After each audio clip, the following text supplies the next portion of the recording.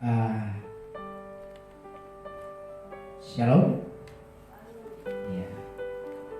Salam damai sejahtera bagi kita yang hari ini bisa bersama-sama dengan kami untuk beribadah. Saya percaya dimanapun saudara berada yang sudah mengikuti ibadah kami hari ini, saudara dan saya diberkati Tuhan. Masalahmu diangkat oleh Tuhan, kesulitanmu akan dipulihkan oleh Tuhan, karena dari bibir mulut kita sudah mengeluarkan puji-pujian, sudah menyampaikan kata-kata sanjungan kepada Tuhan. Ya, dan hari ini kita langsung saja masuk kepada firman Tuhan di dalam Keluaran pasal 33 ayat yang ke-15.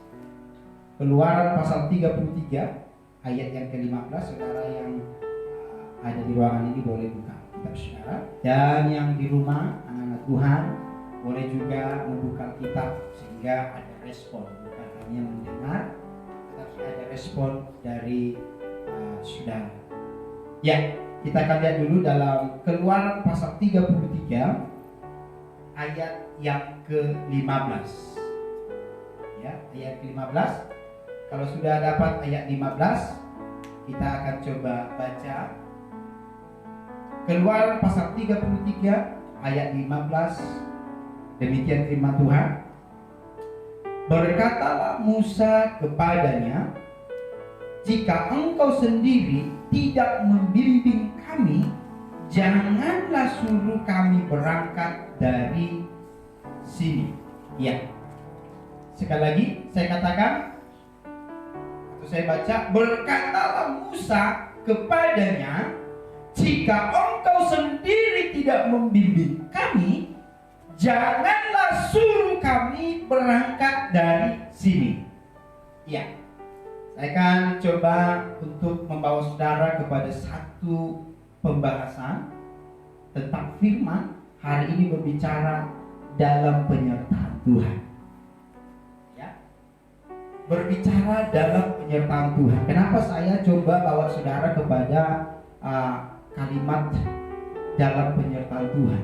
Karena saya percaya saudara hari ini sudah di dalam kasih Kristus. Amin. Karena mulai dari seri pertama saya sudah sampaikan, ketika dia mengalahkan kematian, bangkit dan menampakkan diri supaya menguatkan iman anak-anak Tuhan, murid-murid, dan juga kualitas iman ditingkatkan. Ketika kualitas iman ditingkatkan, maka kita perlu tetap di dalam penyertaan itu. Haleluya. Dan makanya hari ini saya coba saudara masuk kepada satu pernyataan bahwa dalam penyertaan Tuhan. Ada apa di dalam penyertaan Tuhan? Nah, sebelum saya sampaikan, saya kupas tentang dalam penyertaan Tuhan. Saya coba bawa saudara dalam kasus yang dialami, sehingga muncul kalimat ini dari bibir mulut seorang Musa. Ya, kita tahu Musa begitu dekat dengan Allah sehingga dia bisa berbicara. Nah, di sini kasusnya di mana kejadian yang luar biasa yang anak-anak Tuhan melalui Musa dan bangsa Israel, ya, mereka mengalami banyak pertolongan-pertolongan yang sudah mereka terima dari Tuhan. Nah, tetapi tiba di dalam satu keadaan Allah berbicara. Jadi dalam satu perikop ini di dalam Keluaran pasal 33, kalau saudara membaca di rumah, saya akan coba buat garis besarnya saja. Di sana ada dialog antara Musa dengan Allah. Dialog tentang apa? Tentang penyertaan Tuhan. Di mana Musa ingin memimpin bangsa Israel keluar dari Mesir, tanah perbudakan, menuju penuh dengan madu dan susu, yaitu yang disebut tanah Kanaan. Tetapi ketika Allah berdialog dengan Musa, Allah melontarkan satu pernyataan kepada Musa, sehingga dari dialog atau pernyataan yang disampaikan oleh Allah inilah membuat tidak tenang, membuat hati Musa merasa tidak aman, membuat hati Musa dalam keadaan tidak tenang. Ya, kenapa saya katakan begitu? Karena hasil daripada dialog antara Allah dengan Musa berbicara tentang penyertaan Allah kepada mereka dalam konteks memimpin mereka untuk menuju tanah Kanaan. Tetapi isi atau hasil dari dialog itu ada pernyataan Allah yang keluar sehingga Musa merasa tidak aman dan tenang. Apa yang membuat tidak tenang? Dialog apa? Yaitu tentang pernyataan Allah di dalam ayat yang pertama, kedua, sampai kelima. Allah berkata seperti ini kepada Musa. Pergilah, tetapi, ini bayangkan, tetapi kata Allah, aku tidak ikut dengan kamu. Tetapi walaupun seperti itu, aku akan mengutus malaikat berjalan di depanmu. Bayangkan. Padahal Allah sudah mengatakan akan menyuruh, bahkan mengutus satu malaikat untuk berjalan di depan mereka. Tetapi karena pernyataan sebelumnya, kalimat sebelumnya keluar dari pernyataan Allah bahwa Allah tidak akan bersama mereka, melainkan malaikat saja. Itu yang membuat hati Musa mulai tidak tenang. Gitu loh. Jadi dari hasil dialog itu antara Allah dengan Musa tentang memimpin bangsa Israel keluar dari perbudakan menuju tanah Kanaan, maka Allah dengan Musa berdialog, dan hasil dialog itu Allah memberi pernyataan bahwa Dia tidak akan serta mereka. Itu yang membuat Musa mulai tidak tenang. Nanti kita akan lihat kenapa tidak tenang. Padahal kan malaikat diutus oleh Allah juga. Tetapi kenapa Musa tidak tenang? Itu loh. Sehingga karena tidak tenang, maka muncullah kalimat Musa di dialog selanjutnya kepada Allah dengan kalimat yang berisikan di ayat 15. Dia berkata seperti ini. Jika engkau sendiri tidak membimbing kami, janganlah engkau suruh kami pergi, kata Musa. Karena dasar dari ketidaktenangan tadi, maka Musa melontarkan kalimat ini. Kalau boleh sebut bahasa sehari-hari, mungkin isi dari dialog mereka antara Musa dengan Allah mungkin seperti dialog bahasa sehari-harinya. Musa berkata, "Ya Tuhan, kalau engkau tidak memimpin kami, engkau tidak membimbing kami, tidak usah kau suruh kami pergi. Walaupun malaikat engkau utus, kami tidak mau. Ketika engkau tidak mau menyertai kami, hati kami tidak tenang, aku tidak yakin mampu." Mungkin seperti itu bahasa sehari-hari kalau kita buat atau gambarkan hasil dialog Musa dengan Allah.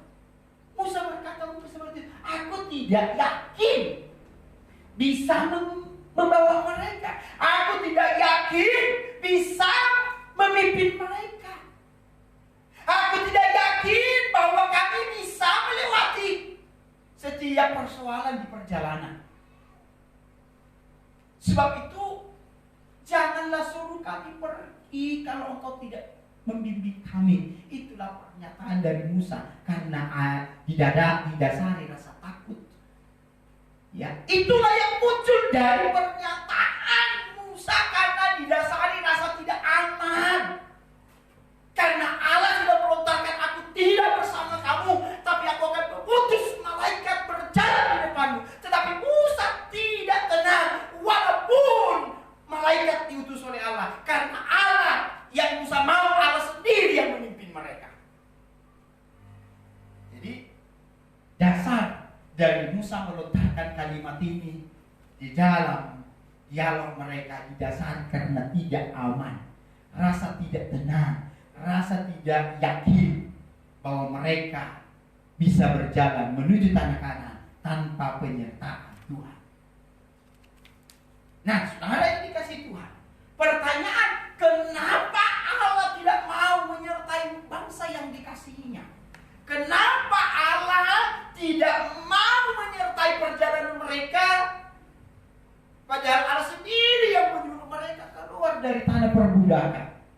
Nah, di dialog mereka, ayat 1 sampai 5 saya katakan tadi, alasan daripada Allah bukan karena nggak sayang dengan bangsa ini, malahan sebaliknya, karena Dia amat sangat sayang, amat sangat mengasihi bangsa ini, maka Dia berkata, nggak usah aku menyertaimu, karena takut aku nih.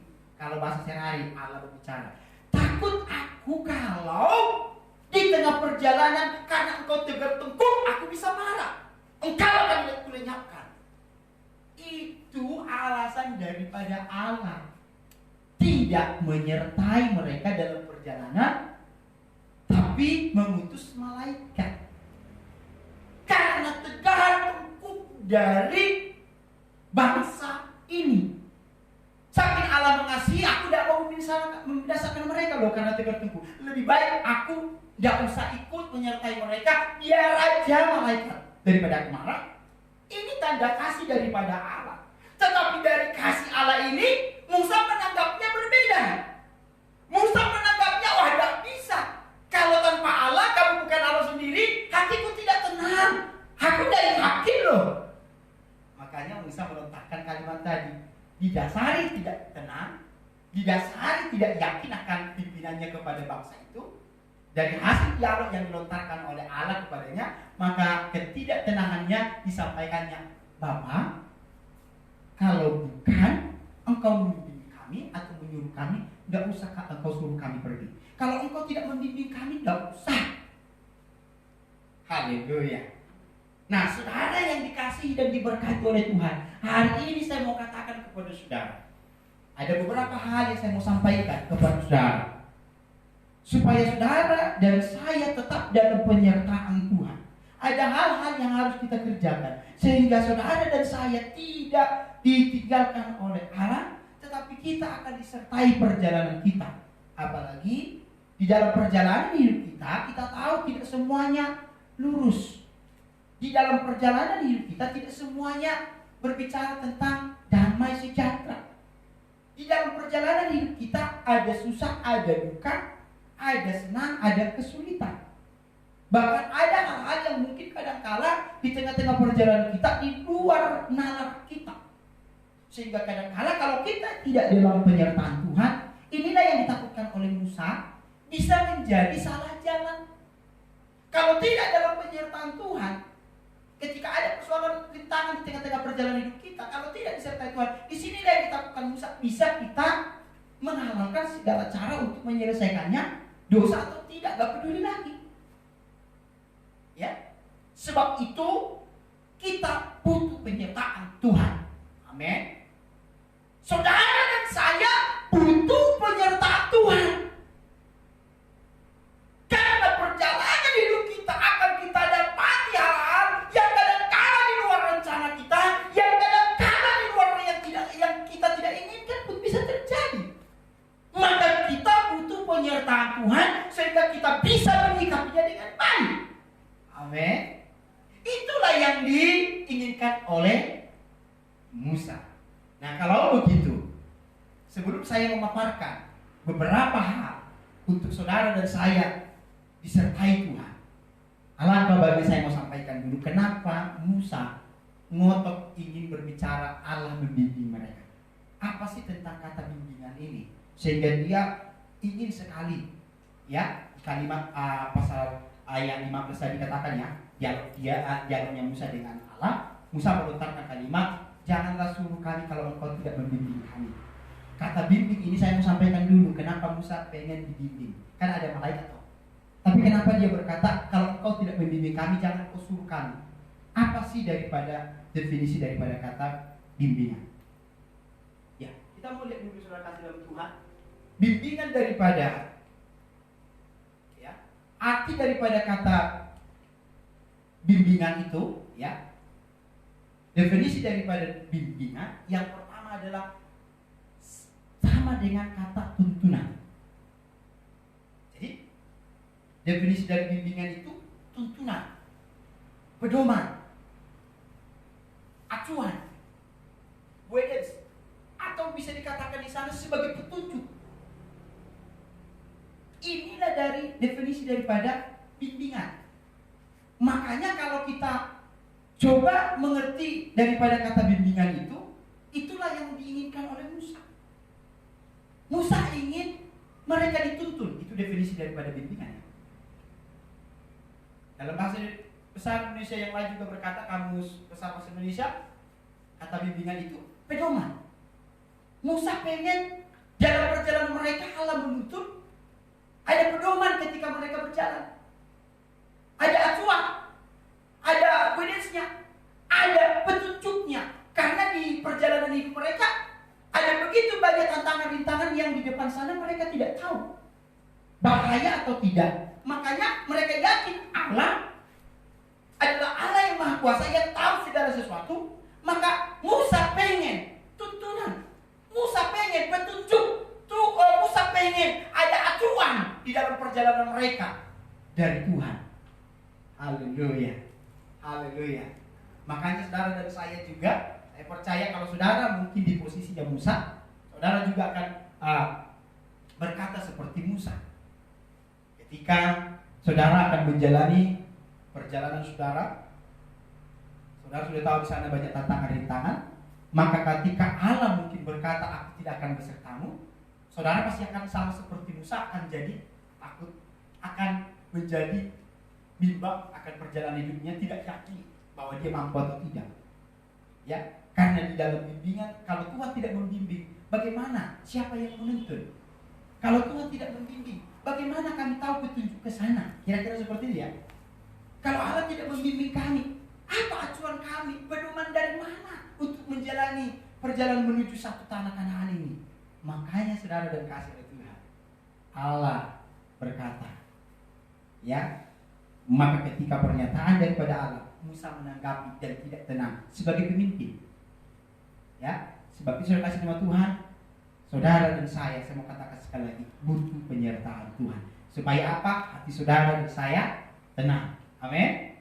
Saudara dan saya butuh tuntunan Tuhan, butuh penyertaan Tuhan, supaya saudara dan saya yakin akan menjalani kehidupan kita, yakin akan setiap persoalan kita akan ditolong oleh Tuhan. Tetapi pertanyaannya dan persoalannya adalah, bangsa yang dikasihinya pun Allah berkata, aku tidak menyertai kamu. Nah, sebab itu kasus yang terjadi kepada bangsa atau umat yang dikasihi Allah, kita mau coba belajar dari sini supaya kita mendapat penyertaan Tuhan, supaya kita tidak seperti pernyataan Allah di dalam dialognya kepada Musa melalui bangsa Israel, bahwa Allah berkata tidak menyertai mereka. Sebab itu kita belajar dari kesalahan ini. Amin. Kita belajar dari kekurangan bangsa Israel, sehingga Allah berkata tidak menyertai walaupun mengutus malaikat. Sebab itu saudara dan saya belajar supaya penyertaan tetap menjadi bagian saudara dan saya. Apa saja kira-kira yang harus kita lakukan supaya penyertaan Allah tetap ada dalam saudara dan saya? Yang pertama yang harus kita kerjakan adalah belajar berserah sepenuhnya kepada Tuhan. Amin. Hal yang pertama kita kerjakan supaya penyertaan Allah itu berlaku atas saudara dan saya, supaya penyertaan Allah nyata bagi saudara, ada bagi saudara, ada dalam perjalanan hidup saudara, ada dalam pekerjaan saudara, ada dalam kesulitan saudara, ada dalam setiap keluarga saudara. Maka langkah pertama yang harus saudara kerjakan dan saya adalah belajar berserah penuh kepada Tuhan. Saya percaya tanpa saya jelaskan pun saudara mengerti tentang berserah penuh kepada Tuhan. Saudara dan saya belajar berserah penuh. Sama seperti seorang anak yang menyerahkan kehidupannya sepenuhnya kepada bapaknya. Karena apa? Dia yakin bahwa bapaknya mampu menyelesaikan setiap kesulitannya, bahwa bapaknya mampu menyediakan segala keperluannya, bahwa bapaknya mampu akan melindungi dia. Seperti itulah yang harus kita kerjakan sebagai anak Tuhan. Kita harus belajar berserah penuh kepada Tuhan, supaya penyertaan itu menjadi bagian saudara dan saya. Ya, anak yang diserahkan hidupnya, yang menyerahkan sepenuh hidupnya kepada bapaknya, maka hidupnya tenang. Tentang apapun yang diperlukan seorang anak, kalau sudah menyerahkan seluruh kehidupannya kepada orang tuanya, kepada bapaknya, dia pasti ditolong, dia dilindungi, keperluannya pasti dicukupkan. Ya, saya percaya tanpa saya jelaskan, saudara punya anak, ya, saudara juga punya orang tua. Ya, ketika saudara yakin dengan orang tua saudara, maka orang tua itu pasti membuat yang terbaik kepada anaknya. Karena apa? Anak berserah, yakin mau disuruh abahnya kemanapun, dia mau saja. Karena apa? Dia yakin abahnya tidak akan mengarahkan dia kepada jalan yang membawa kepada kematian. Halnya juga, ya, Tuhan mau kita melalui firman Tuhan hari ini, supaya penyertaan Allah-Nya ada bagi saudara, berlaku bagi keluarga saudara dan setiap pekerjaan saudara, dan keadaan saudara. Maka ingatlah, belajar berserah penuh kepada Tuhan. Amin. Amin. Yang kedua, supaya penyertaan Allah berlaku bagi saudara dan saya, apa? Yang kedua adalah, saya mau sampaikan ke saudara, tidak mengandalkan kekuatan diri sendiri. Ya. Kalau saudara dan saya belajar tidak mengandalkan kekuatan sendiri, apalagi di tengah-tengah perjalanan hidup, ya.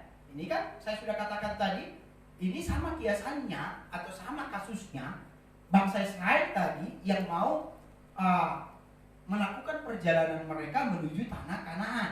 Artinya di dalam perjalanan hidup mereka kan panjang perjalanan mereka menuju tanah Kanaan. Pasti ada banyak tantangan-rintangan, dong.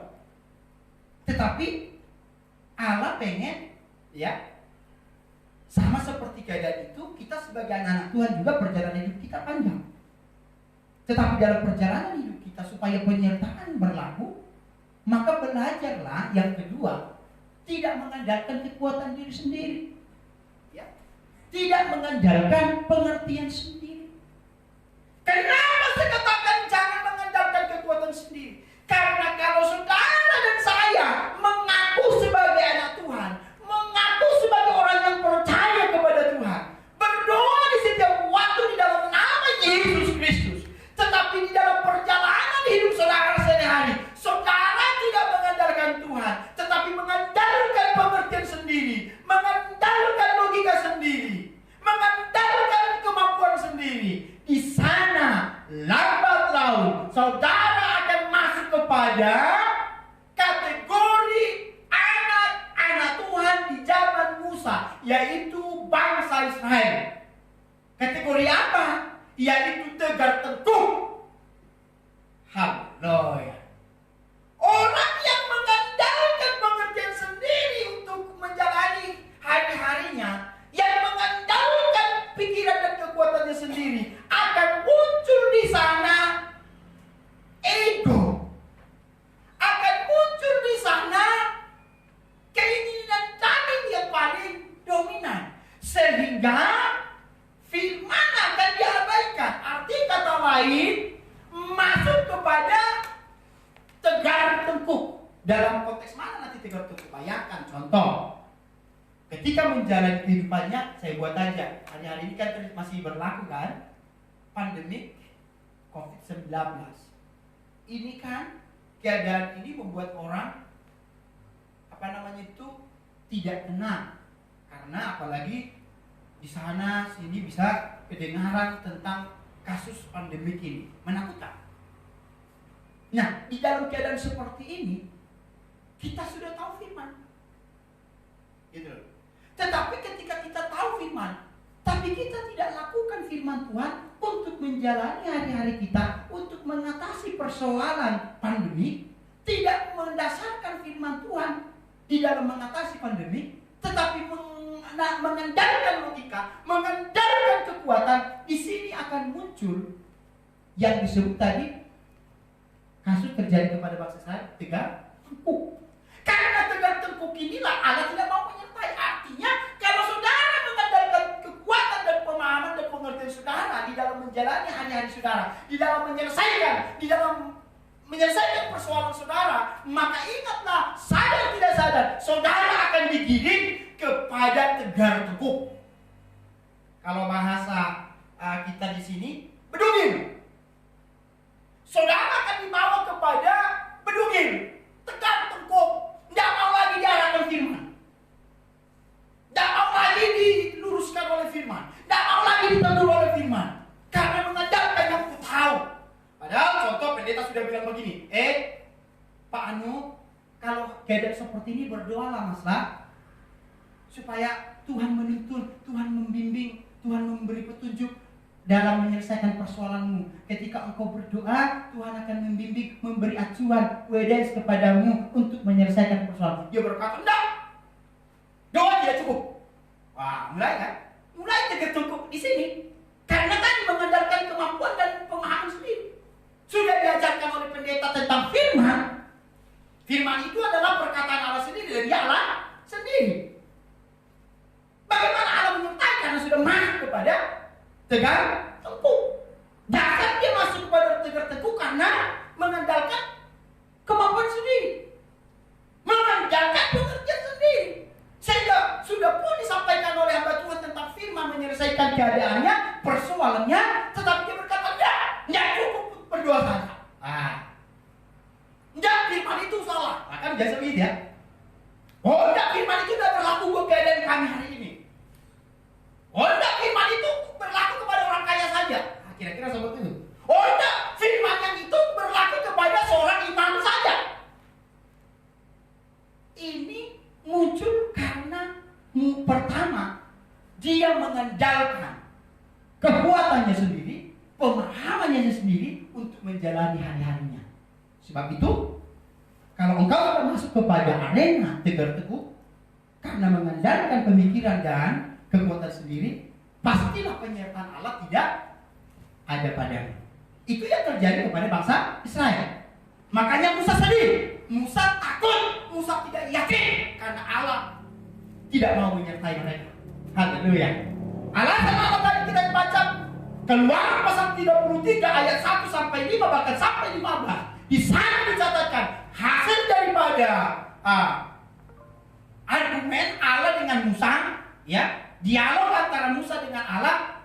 Allah menyatakan, aku tidak menyertaimu, aku tidak akan bersamamu, tapi hanya mengutus malaikat. Karena apa? Jelas dikatakan Allah, karena mereka tegak tengkuk. Artinya, kalau saudara dan saya masuk kepada dua hal yang kedua ini, tidak belajar mengandalkan diri, tidak mengandalkan Tuhan, tapi dia mengandalkan kekuatan sendiri, ini akan digiring kepada tegak tengkuk. Kalau sudah masuk kepada tegak tengkuk, yakinlah seperti kasus bangsa Israel. Allah berkata, penyertaanku hanya melalui malaikat saja. Haleluya. Amin. Nah, saudara kita sudah Tuhan, sebab itu kalau engkau ingin disertai Tuhan, jangan andalkan pikiranmu.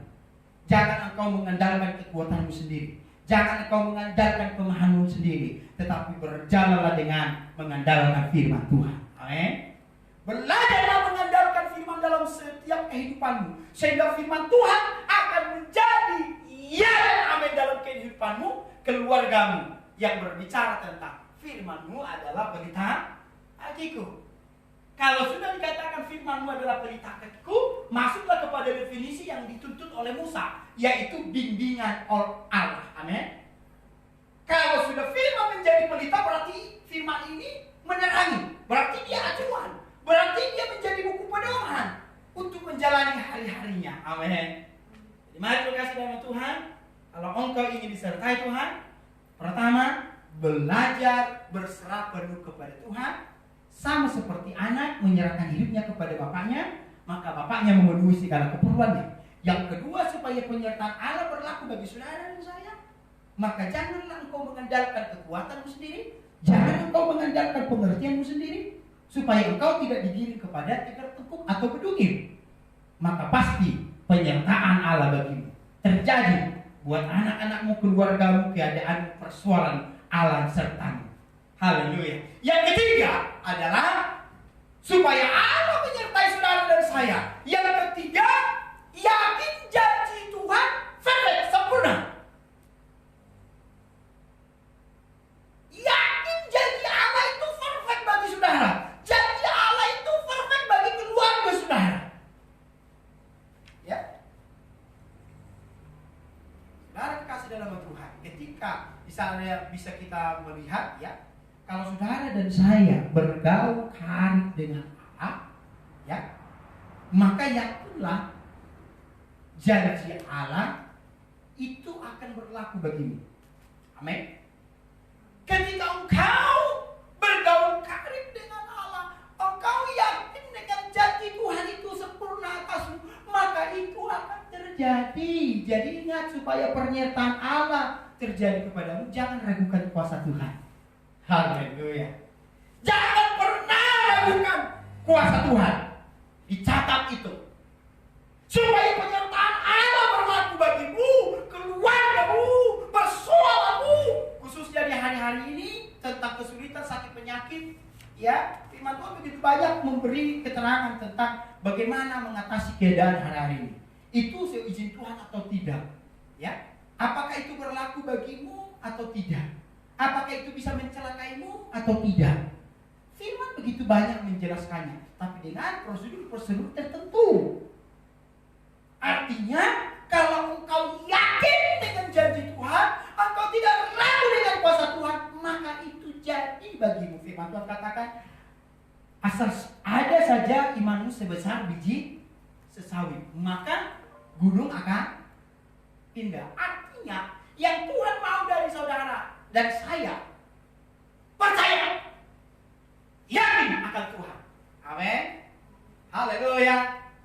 Jangan ragu, supaya penyertaan itu berlaku. Kan begitu banyak orang, saya buat nih, begitu banyak orang berkata dalam perkataannya seperti ini, aku percaya Tuhan, ya.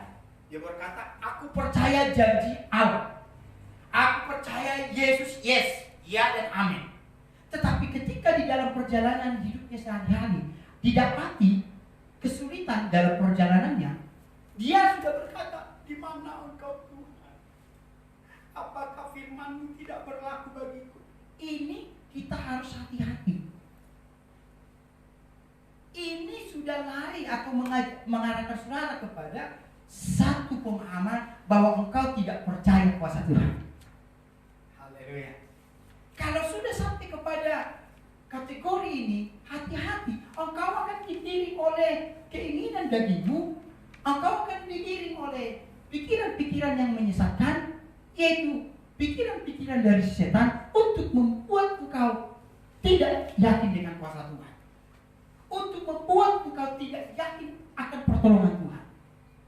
Sebab itu mengalahkannya ini, Alkitab katakan, kalahkanlah di dalam nama Yesus. Kalau sudah terjadi seperti ini, ada bisikan-bisikan kepada telinga pikiranmu, hatimu seperti ini, ketika kau menjalani daripada kesulitan yang kau dapati, maka ada rasa keraguan, katakan dan kalahkan dalam nama Yesus. Pertolongan Tuhan masih berlaku bagiku. Ketika sudah mulai datang keraguan akan persoalan, akan kesulitan, sakit penyakit, akan soal keperluan makanan minuman, membuat engkau ragu akan pertolongan Tuhan, itu bisikan dari setan. Katakan dan kalahkan dengan dalam nama Yesus. Kuasa Tuhan masih berlaku dulu, sekarang, dan sampai selama-lamanya. Haleluya. Maka jadilah firman Tuhan, yaitu apa yang engkau takutkan akan datang kepadamu, tapi apa yang engkau imani itu menjadi doa dan jadi padamu. Amin. Haleluya. Kalau bahasa orang-orang pintar berkata begini, selalu saya sudah sampaikan ini. Kalau saudara sudah pernah mendengar, tapi belum mendengar, saya katakan, perhatikan seperti ini. Iman itu ya diumpamakan dalam satu kata-kata. Ya, dalam Yakobus jelas dikatakan itu, apa yang kau katakan akan jadi. Itu sebagai giringan dari kata iman. Iman itu belum lihat kan, tapi percaya, belum menerima, yakin akan mendapat. Karena apa? Karena kita perkatakan toh. Jadi Yakobus mengingatkan itu kembali dengan kata iman. Apa yang kau katakan akan jadi. Jadi kalau disimpulkan secara sederhana, maka begini jadinya. Perkataan itu akan membentuk sesuatu. Perhatikan sekali lagi. Yang di rumah juga perhatikan. Perkataan itu akan membentuk sesuatu. Jadi kalau engkau katakan, aku ini diberkati, maka itu akan jadi, akan terbentuk. Ketika engkau katakan, aku mampu, maka itu jadi. Haleluya, haleluya. Jadi ketika si setan membisikkan kepadamu untuk membuat engkau akan ragu dengan kuasa Tuhan karena persoalan, kesulitan, bisikan itu datang, tolak dalam nama Yesus, perkatakan supaya jadi. Itu sebagai ungkapan iman. Katakan, aku mampu, kuasa Tuhan sangat bagi saya, jadi dalam nama Yesus, dan akan berlaku bagiku dan keluargaku dan pekerjaan. Amin. Berlaku dalam kesehatanku, berlaku dalam masa depan anak-anak. Maka itu akan jadi. Belajarlah memperkatakan kata-kata yang positif. Belajarlah memperkatakan kata-kata yang baik, sehingga itu menjadi ungkapan iman atau doa. Maka ketika kau lakukan itu, maka di sana penyertaan Tuhan akan jadi bagimu. Ketika kau yakin dengan kuasa Tuhan, ketika kau sakit berkata, aku sembuh dalam nama Yesus. Aku minta pertolongan Tuhan melalui bilur-bilur Yesus mengalir dalamku, menyucikan hidupku, menyembuhkan sakit penyakitku. Perkatakan berkali-kali sebagai ungkapan iman, maka jadi alat praktik bagimu. Nyata penyertaan itu berlaku. Haleluya, haleluya. Jadi saya mau ajak saudara hari ini melalui firman Tuhan saat pagi ini, ya, saya mau katakan kepada saudara, penyertaan Tuhan akan berlaku bagi saudara dan saya. Yang pertama, kalau saudara berserah penuh kepada Tuhan.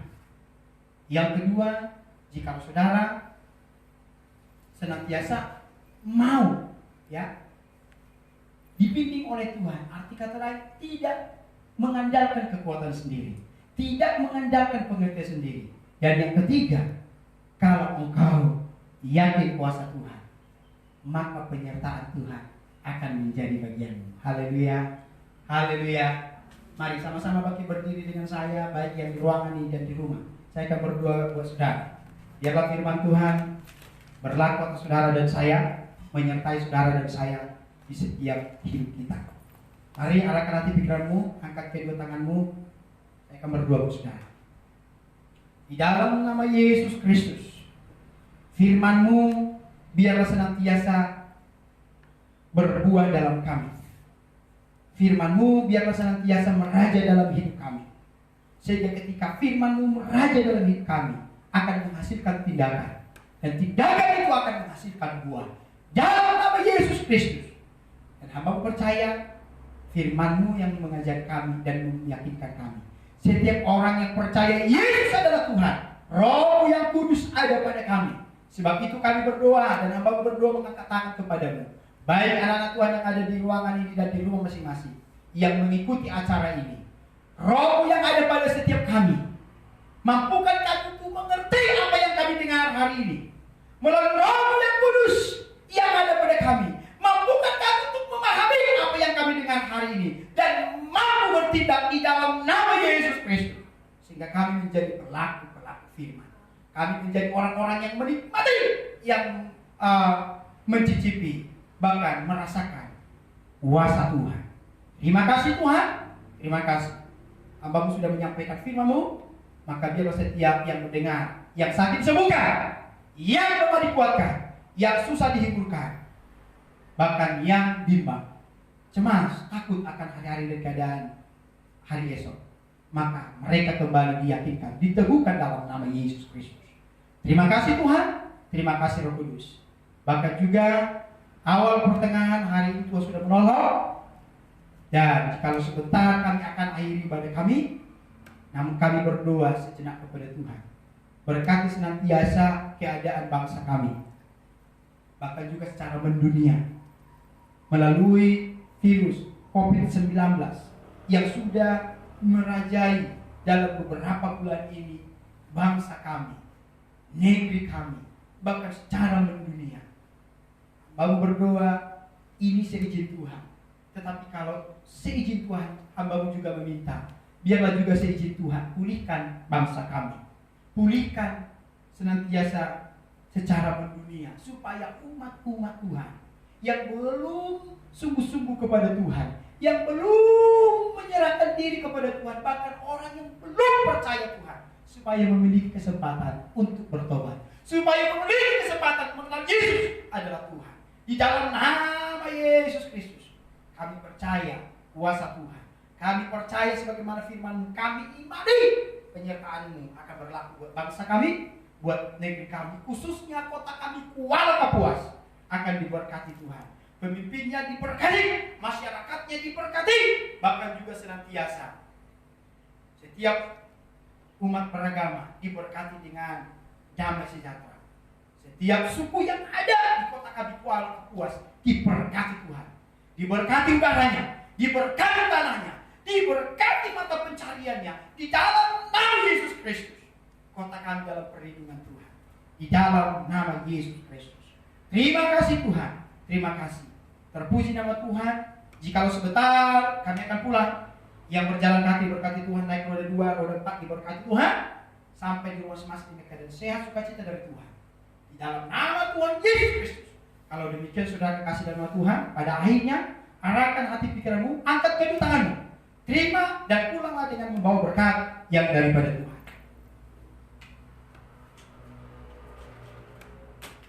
Tuhan memberkati engkau dan melindungi engkau. Tuhan menyinari engkau dengan wajahnya dan memberi engkau kasih karunia. Tuhan menghadapkan wajahnya atasmu dan memberi engkau damai sejahtera. Tuhan menaruh Roh Kudus, mentahbiskan kau menjadi saksi kemanapun kau pergi. Di dalam nama Allah Bapa, Anak laki-laki Roh Kudus menyertai, menuntun, membimbing setiap langkah-langkahmu sampai kedatangan Maranatha Yesus kali kedua, menjemput setiap orang percaya kepadanya. Di dalam nama Tuhan Yesus Kristus, seluruh jemaat Tuhan yang sudah menerima berkat sama-sama dengan saya katakan amin. Selamat pagi menjelang siang, Tuhan memberkati. Dan kalau keadaan kita masih belum memadai, masih terbatas seperti ini live streaming, tetap kami mengajak saudara supaya sama-sama dengan kami beribadah di tempat ini. Dalam nama Yesus Kristus, kami berkati bertemu selanjutnya. Puji Tuhan.